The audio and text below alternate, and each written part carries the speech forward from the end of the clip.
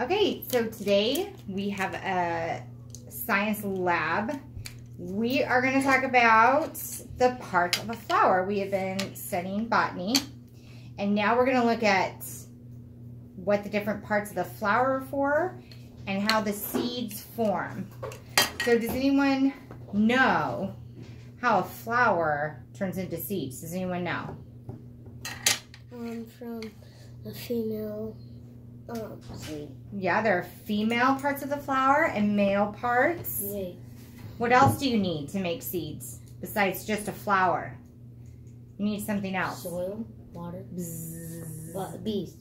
Bees or different kinds of what? Pollen. Pollinators. Good.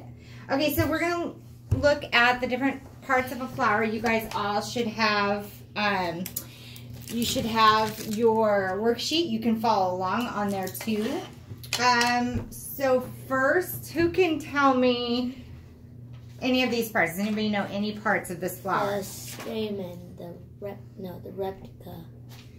This is the receptacle. Good. What are these little leaf things called?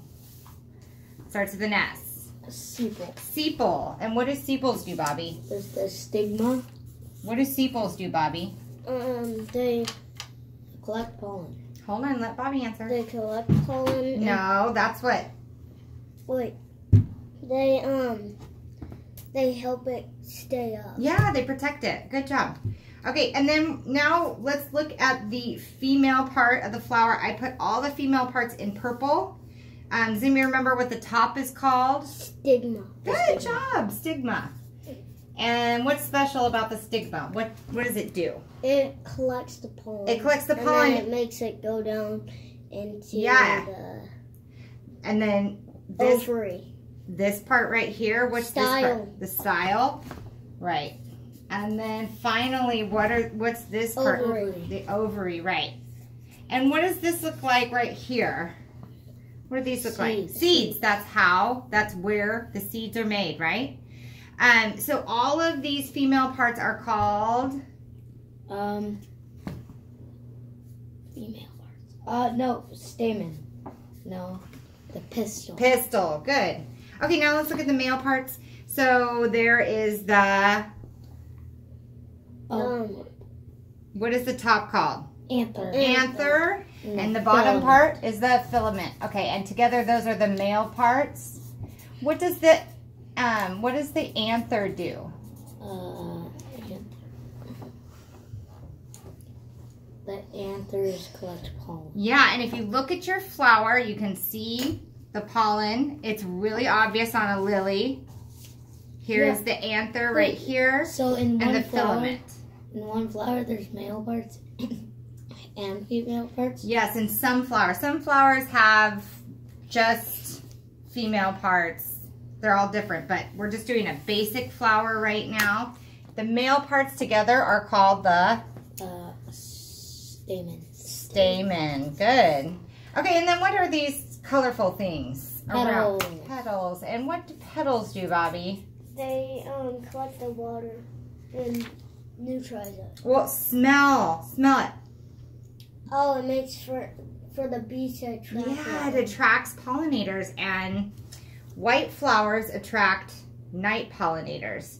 So you'll smell white flowers at night more. They're more pungent, more smelly at night because they're attracting those night pollinators like bats and moths.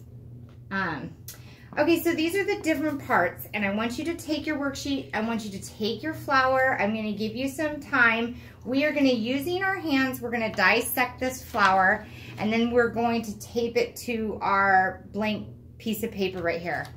There's a worksheet for you to fill out too, where you can name the different parts, the function of the parts, and how many pieces are in your flower. Okay, so I'm going to pause the video. I'm going to give you guys time to do that. Okay.